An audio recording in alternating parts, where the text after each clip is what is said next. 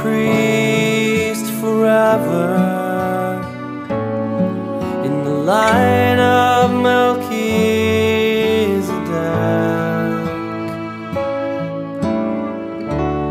consecrated to the service of the Lord,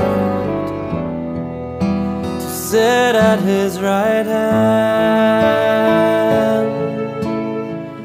You are a priest forever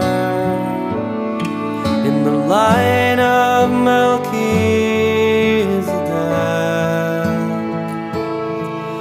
in persona Christi ad majorem Dei gloria,